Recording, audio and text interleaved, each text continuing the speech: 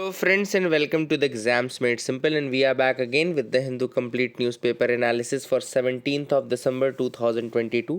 17 दिसंबर 2022 का the Hindu newspaper analysis देखेंगे। शुरू करने से पहले अगर आप लोग को हमारा कंटेंट अच्छा लगता है तो please do like it and do share it among your friends. Like करने में बिल्कुल कंजूसी नहीं करिएगा, उसको खूब दबा करके लाइक करिएगा, है ना। स्टार्ट करते हैं सबसे पहले क्वेश्चंस के साथ जो आपके लिए एग्जाम पॉइंट ऑफ व्यू से इंपॉर्टेंट है। पहला सवाल है, the FRBM act contains an escape clause under which the centre can exceed the annual fiscal deficit target on which of the following grounds. तो आपको बताने कि जो FRBM एक्ट है, वैसे तो FRBM एक्ट बोलता है जैसे कि 3% से ज़्यादा आपको फिस्कल डेफिसिट नहीं बढ़ना चाहिए, लेकिन स्केप क्लॉज भी आता है। स्केप क्लॉज मतलब कुछ कंडीशंस देता है जहाँ पे आप उन कंडीशंस में आप इसको एक्सीड कर सकते हो। तो कौन कौन से ग्राउंड्स हैं? ऑप्शंस आपके सामने हैं, collapse of agriculture, national calamity, national security या decline in real output growth of a quarter by at least 3 percentage point below the average of the previous 4 quarters. तो आपको बताना है कि इन चार में से कौन कौन सी कंडीशंस है जिसमें कि अलाउड है। ऑप्शंस आपके सामने है 1 2 3, 1 3 4, 1 2 3 4 या 2 3 4। तो इसका जो करेक्ट आंसर है मैं आपको बताता हूँ, लेकिन आप कमेंट सेक्शन में बताइएगा कि आपसे कितने क्वेश्चन बने। The correct answer for this is 1 2 3 4। ये तीनों ही स्टेटमेंट सही हैं, चारों ही स्टेटमेंट सही हैं।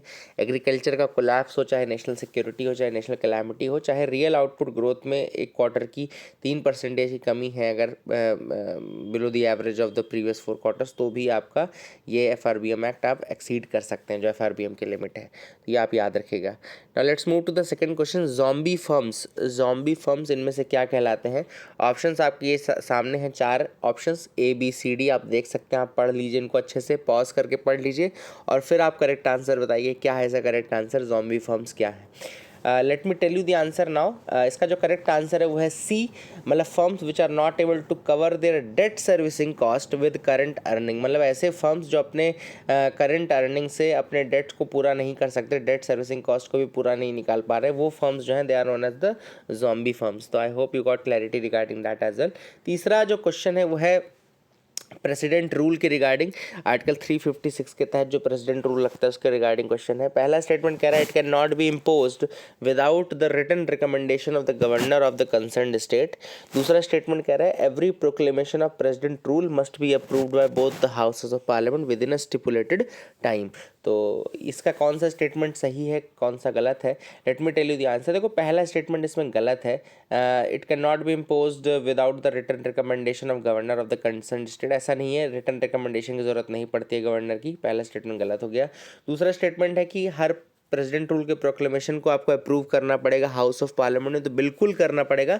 आपसे मैं सवाल ये पूछता हूँ कि कितने महीने का समय मिलता है इसके अप्रूवल के लिए हाउसेज में, ठीक है ना। तो this is the question which I am asking to you. Stipulated time में ही पूरा करना होता है, आपको बताना कितने महीने का समय मिलता है। This is the question to you. तो second statement is correct, first statement is wrong. I hope you got clarity. अब एक और नया कंसेप्ट आपको सीखने को मिल जाएगा चौथे सवाल में। The question is substantive equality क्या होती है। सब्सटैंटिव इक्वालिटी का मतलब क्या होता है? आपके सामने ये चार ऑप्शंस हैं, मैंने आपके सामने ओपन कर दिए हैं चारों ऑप्शन। सब्सटैंटिव इक्वालिटी क्या होती है, which of the following is the correct answer? Let me tell you the answer now. इसका आंसर है सी, यानी कि providing equal opportunities for disadvantaged and marginalised group. जब हम इक्वल अपॉर्चुनिटीज़ प्रोवाइड करते हैं डिसएडवांटेज्ड और मार्जिनलाइज्ड ग्रुप्स को, तो वो कहलाती है सब्सटैंटिव इक्वालिटी। याद रखिएगा, ये क्वेश्चन पूछा जा सकता है। This is a good question, I hope you will remember it. तो ये चार क्वेश्चन थे। आई होप आपको कुछ नया सीखने को मिला होगा, आपने कुछ नए कंसेप्ट सीखे होंगे। आगे हम बढ़ते हैं, देखते हैं न्यूज़ एनालिसिस पार्ट में पीआईबी में क्या इंपॉर्टेंट न्यूज़ आर्टिकल्स थे। तो पीआईबी की पहली जो न्यूज़ थी उसमें है मिनिस्टर ऑफ माइनॉरिटी अफेयर्स जो है उन्होंने इन्फॉर्म किया कि प्रधानमंत्री कौशल को काम कार्यक्रम का नाम अब बदल दिया गया है। उसका नाम रख दिया गया है प्रधानमंत्री विरासत का संवर्धन, यानी कि विकास, पीएम विकास स्कीम कर दिया गया है। तो PMKK नाम था इसका, प्रधानमंत्री कौशल को काम कार्यक्रम, उसका नाम कर दिया गया है प्रधानमंत्री विरासत का संवर्धन। ओके, विरासत का संवर्धन यानी कि PM विकास स्कीम कर दिया गया है। अच्छा, ये प्रधानमंत्री विरासत का संवर्धन स्कीम जो है इसकी नोडल मिनिस्ट्री है मिनिस्ट्री ऑफ माइनॉरिटी अफेयर्स, ठीक है ना। और ये सेंट्रल सेक्टर स्कीम है to improve the livelihood of the minorities particularly the artisan communities. तो ये जो कौशल को काम था पहले, तो वो वही था कि आर्टिजनल जो कम्युनिटी है उसके लिए उसको काम, उसको लाइवलीहुड प्रोवाइड किया जाना। इसके कंपोनेंट्स भी यही थे, स्किल डेवलपमेंट करना, एजुकेशन प्रोवाइड करना, वुमेन लीडरशिप और वुमेन एंटरप्रेन्योरशिप को बढ़ावा देना, ठीक है ना। और इसके पहले इस स्कीम में 5 अलग अलग स्कीम्स कंबाइन की गई थी मिनिस्ट्री ऑफ माइनॉरिटी अफेयर्स की, जिसमें कि सीखो और कमाओ, उस्ताद, हमारी धरोहर, नई रोशनी नई मंजिल, ये अलग अलग स्कीम्स थी जो कि मर्ज्ड स्कीम्स के रूप में, ये कंबाइंड स्कीम के रूप में आया है, ठीक है ना। I hope you got clarity. Components मैंने आपको बता दिए, skill development and training, leadership and entrepreneurship, education and infrastructural development. इसके जो कंपोनेंट इस स्कीम के वो कौन कौन से हैं? Skilling and training, leadership and entrepreneurship, education and infrastructure development. I hope you will remember that, ये सारा आप याद रखेगा, इनको बिल्कुल बहुत इंपॉर्टेंट है ये। अगली जो न्यूज़ है पीआईबी की, वो है यूनियन मिनिस्टर ऑफ जल शक्ति जो है उन्होंने इनॉग्रेट किया है 7th edition of the India water impact summit, IWIS। What is IWIS summit? अगर कभी आपसे यूपीएससी से केवल तब पूछ ले कि IWIS समिट क्या होता है, तो ये आपको याद रखना है कि ये इंडिया वाटर इम्पैक्ट समिट है। ये न्यू दिल्ली में भी हुआ है, 7th एडिशन उसका हुआ है। इंडिया वाटर इम्पैक्ट समिट कौन ऑर्गेनाइज करता है? तो national mission for clean Ganga, याद रखिएगा, national mission for clean Ganga. And इसके साथ centre for Ganga river basin management and studies, C Ganga जो वो है, तो NMCG हो गया, national mission for clean Ganga, plus C Ganga. C Ganga क्या है? Centre for Ganga river basin management and studies. अब ये समिट क्यों होता है? To impart impetus towards developing water and environmental infrastructure to protect river and water bodies in India. तो ये basically इसलिए किया जाता है ताकि इम्पीटस दिया जा सके for developing water and environmental infrastructure, water और वाटर से रिलेटेड इंफ्रास्ट्रक्चर को डेवलप करना चाहिए ताकि रिवर्स और वाटर बॉडीज़ जो है इंडिया में वो प्रोटेक्टेड रह सकें। बेसिकली ये चीज़ है, इसका एम है। और थीम इस बार की है restoration and conservation of small reverse in a large basin with emphasis on mapping and convergence of 5 P's। कौन कौन से 5 P's के कन्वर्जेंस की बात की गई है? People, policy, plan, programme and project. People, policy, plan, programme and project की बात की गई है। अब सी गंगा जो दूसरी बॉडी थी वो क्या है? C Ganga is centre for Ganga river basin management and studies. इसको इस्टेब्लिश किया गया था at the Indian Institute of Technology Kanpur, 2016 में इसको इंट्रोड्यूस किया गया था, ठीक है ना। I hope you got clarity regarding that as well. उसको बनाने का एम क्या था? Data collection, creation and dissemination of knowledge and information for the sustainable development of Ganga river basin. तो ये सारी चीज़ें आपको बता दी मैंने। I hope you got clarity, आपको कुछ नया सीखने को मिला होगा। आगे मूव करते हैं यहाँ पे। Kashi Tamil Sangamam will unite the country, connect different languages, says Amit Shah. तो काशी तमिल संगमम आपको पता है कि अभी सेलिब्रेट किया जा रहा है वाराणसी में, जहाँ पे तमिलनाडु के भी तमिलनाडु के भी काफ़ी ज़्यादा लोग, पढ़े लिखे लोग जो प्रकांड एकेडमिशियंस हैं, और उनके 30 दिन का भी विजिट हुआ था, है ना। और अभी फ्राइडे को, मतलब अभी कहने कल इसकी क्लोजिंग सेरेमनी जो थी वो थी, जिसमें 2500 विजिटर्स आए थे तमिलनाडु से, and they arrived in Varanasi. और एक तरीके से ये एक मर्जर प्रोग्राम था जिसमें तमिलनाडु और काशी विश्वनाथ के जो प्रकांड पढ़े हुए लोग हैं उनके बीच में काफ़ी बातचीत और काफ़ी एक लिटरेचर का वो आदान प्रदान हुआ। तो थोड़ा सा यहाँ पे बात चल रही थी, और यहाँ पे लोकल लैंग्वेजेस की बात चल रही थी, और अमित शाह जी ने फोकस किया नेशनल एजुकेशन पॉलिसी में कि जो न्यू एजुकेशन पॉलिसी है किस तरीके से वो लैंग्वेज पे फोकस करती है। थोड़ा सा मैं आपको न्यू एजुकेशन पॉलिसी जो है हमारी नेशनल एजुकेशन पॉलिसी 2020 उसके कुछ फीचर्स बता दूं। लेट मी टेल यू, मैं देखो सारे फीचर्स नहीं बता रहा, लेकिन कुछ बहुत अहम वाले फीचर्स बता रहा हूँ। तो ensuring universal access at all levels of schooling from pre primary to grade 12। तो यूनिवर्सल एक्सेस की बात की गई है, पहली चीज़। दूसरा, ensuring quality early childhood care and education for all children between 3 to 6 years of age, ठीक है ना। Early childhood care and education for all children between 3 to 6 years of age. Then इसके अलावा न्यू करिकुलम, एक नया curriculum दिया गया है फॉर पेडागोगिकल स्ट्रक्चर 5+3+3+3+4, है ना। जो पहले था 10+2 वो अब हो गया है 5+3+3+4 का स्ट्रक्चर कहलाता है। तो ये करिकुलम एंड पेडागोजिकल स्ट्रक्चर है इस बार का 5+3+3+4, ठीक है ना। इसके अलावा establishing national mission on foundational literacy and numeracy, एक नेशनल मिशन इस्टेब्लिश किया जाएगा फाउंडेशनल लिटरेसी एंड न्यूमरेसी का। इसके अलावा हाँ, अगला जो समझो, emphasis on promoting multilingualism and Indian languages.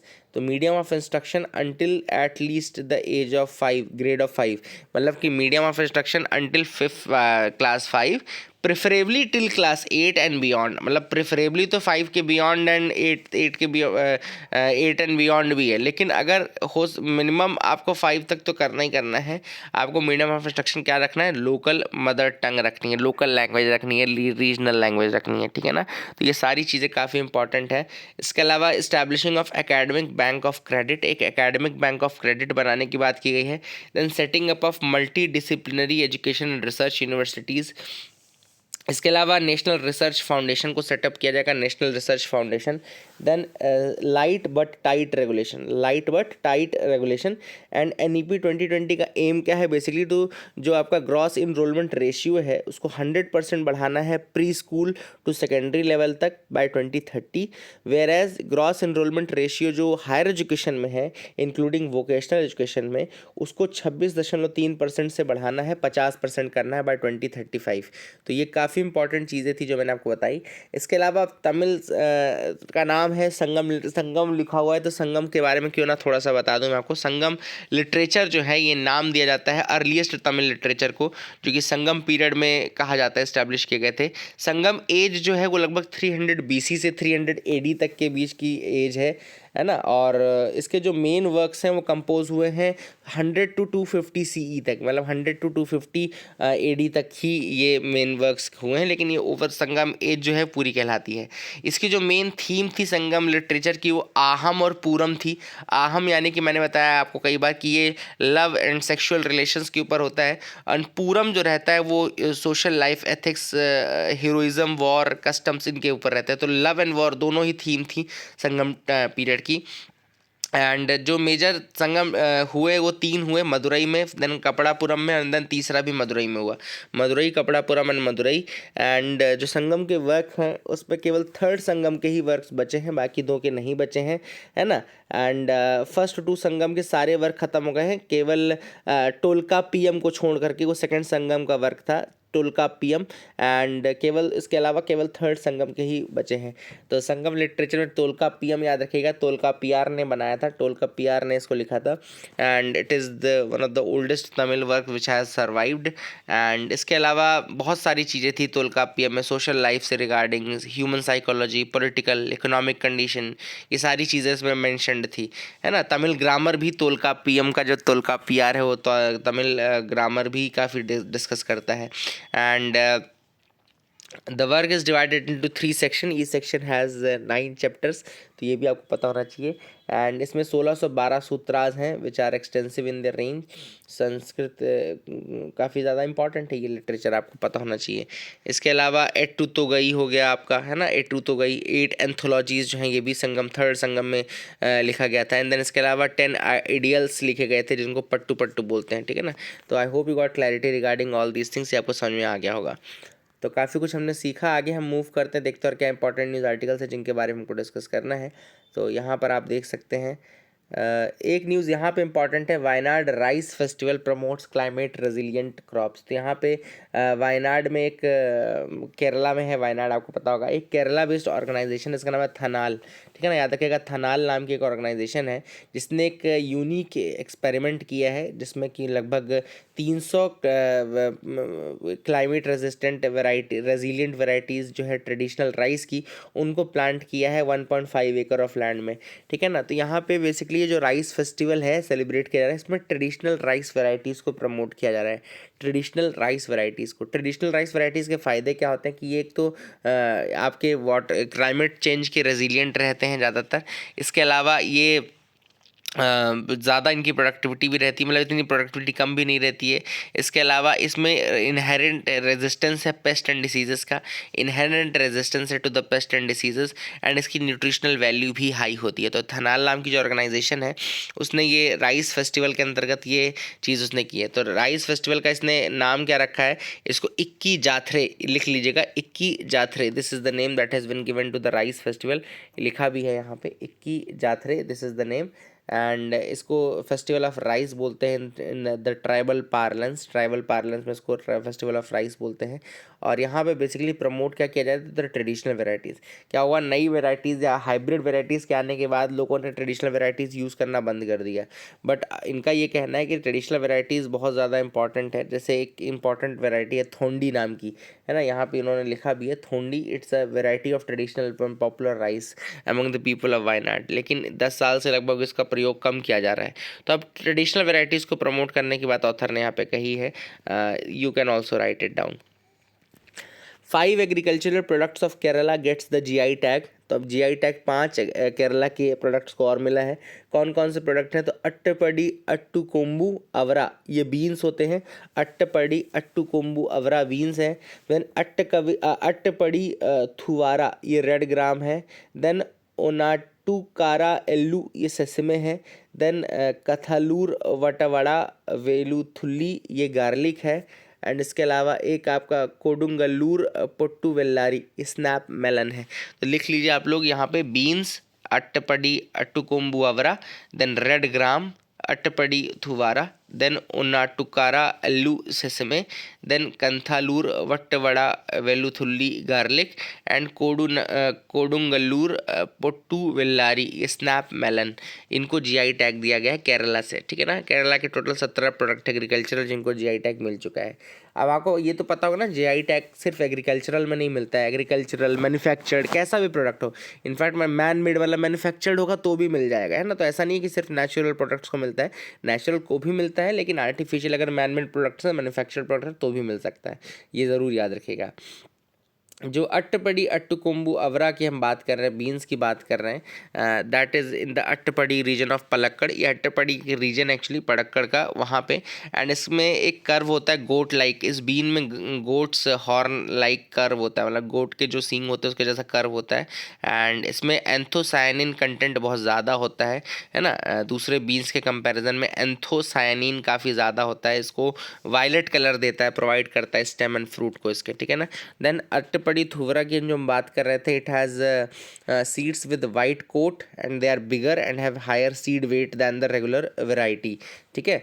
Then तीसरा अगर हम बात करें तो यहाँ पे इसमें एक और चीज़ है कि इसमें हायर अमाउंट ऑफ सल्फाइड्स है ना, higher amount of sulphides, flavonoids and proteins.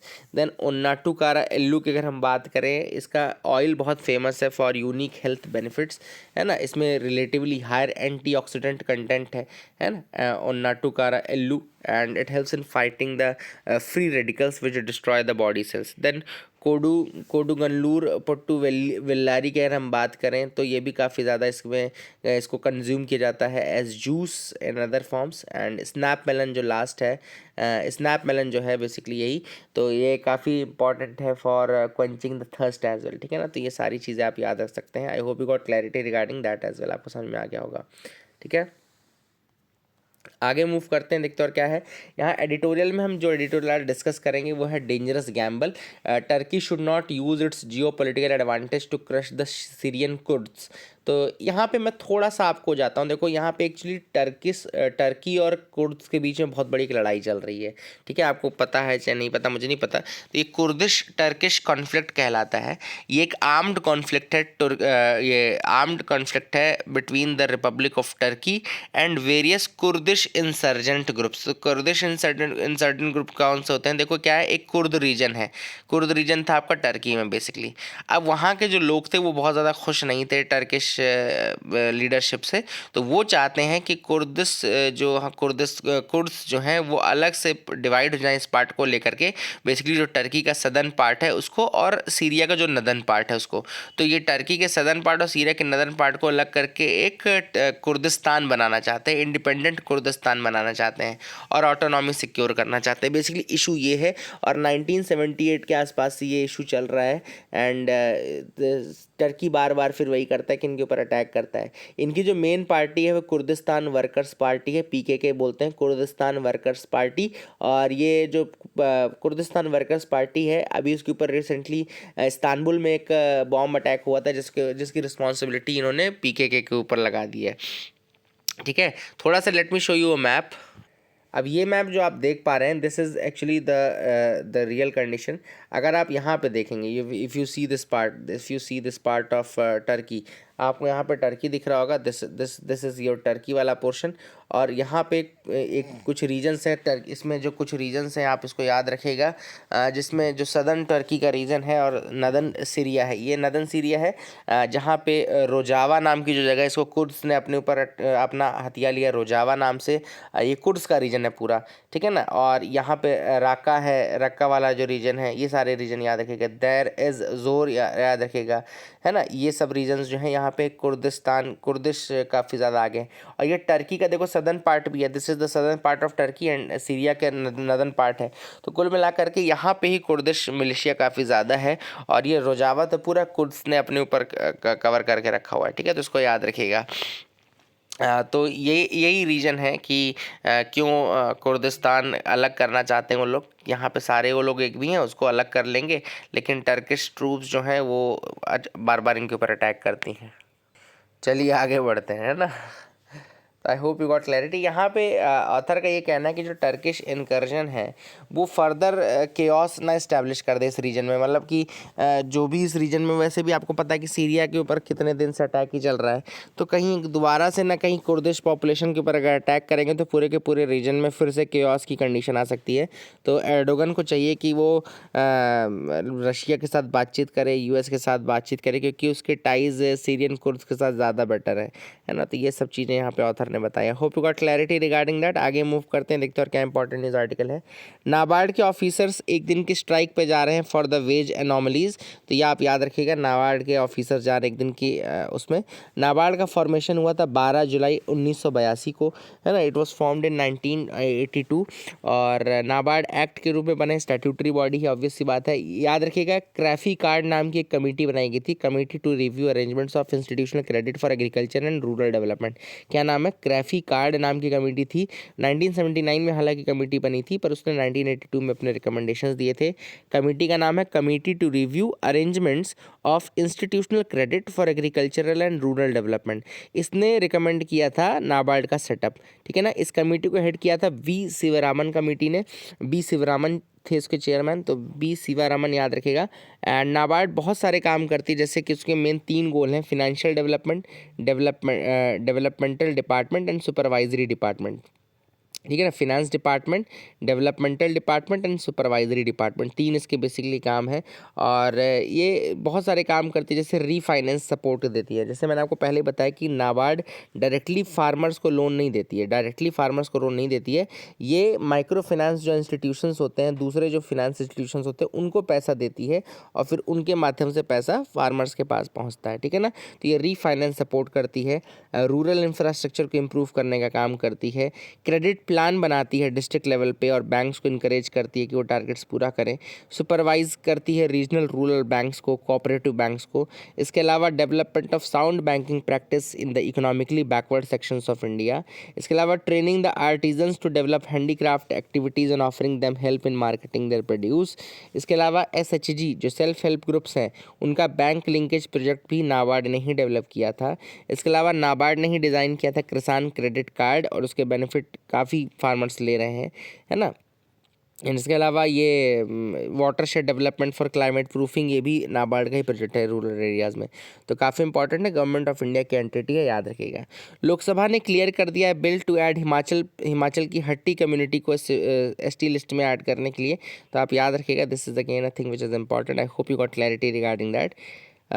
यहाँ पे 2500 ईयर्स 2500 साल पुरानी पज़ल सॉल्व कर दी है इंडियन स्टूडेंट ने। तो एक ग्रामेटिकल प्रॉब्लम थी जिसने संस्कृत के बड़े बड़े स्कॉलर्स को हरा करके रखा हुआ था 5th सेंचुरी से, लगभग 2500 साल पहले से।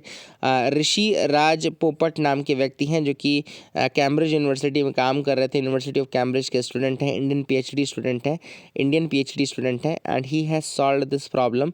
Basically this was from the Panini's book Ashtadhyayi. आपको पता होगा पाणिनी जो है फादर ऑफ लिंग्विस्टिक्स माने जाते हैं, फादर ऑफ ग्रामर माने जाते हैं, है ना। तो Panini father of linguistics.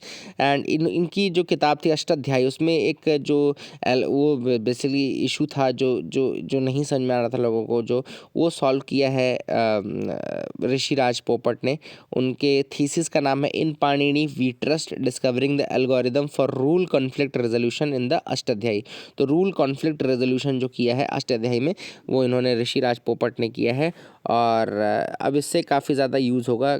Sanskrit का ग्रामर आप कंप्यूटर्स को भी टीच कर सकते हैं बिकॉज ऑफ दिस, है ना। तो ये काफ़ी इंपॉर्टेंट चीज़ है। आई hope you got clarity regarding that. आगे बढ़ते हैं, देखते हैं और क्या इंपॉर्टेंट न्यूज़ आर्टिकल्स है जिनके बारे में हमको डिस्कस करना है। You can move ahead. यहाँ पे ऐसा कोई न्यूज़ नहीं है। Government cuts the windfall tax on crude oil output. Government ने विंडफॉल टैक्स कम कर दिया है। देखो विंडफॉल टैक्स होता क्या, देखो क्या होता है, कई बार किसी सेक्टर को अचानक से बहुत ज़्यादा प्रॉफिट हो जाता है, ठीक है ना। क्यों हो जाता है, मान लो जैसे वॉर हो गया, कोई एंटिटी कम हो गया, वो सेक्टर का प्राइस एकदम से बढ़ गया, है ना। तो अचानक से किसी एक सेक्टर का प्राइस जब बढ़ जाता है तो उस सेक्टर को प्रॉफिट होगा, तो इसको हम बोलते हैं विंडफॉल प्रॉफिट। तो इस विंडफॉल प्रॉफिट के ऊपर गवर्नमेंट कुछ टैक्स लगाती है ताकि इस प्रॉफिट को शेयर किया जा सके दूसरे सेक्टर्स के साथ, और अचानक से हुए प्रॉफिट पे गवर्नमेंट टैक्सेशन कर देती है। तो इसको हम बोलते हैं विंडफॉल टैक्स, ठीक है ना। तो विंडफॉल प्रॉफिट पे जो टैक्स लगता है उसको हम बोलते हैं विंडफॉल टैक्स। तो I hope you got clarity regarding that as well, ये भी आप याद रखिएगा। आगे बढ़ सकते हैं, देखते हैं और क्या इंपॉर्टेंट न्यूज़ आर्टिकल्स हैं इसके अलावा। तो इसके अलावा ऐसी आज एक मैच है क्रोशिया और मोरक्को का for the third place, but कल जो है वो अहम एक फाइनल है between France and Argentina. Let's see कौन जीतता है। That is it for the day. Keep loving us, keep sharing us. Thank you, have a nice day.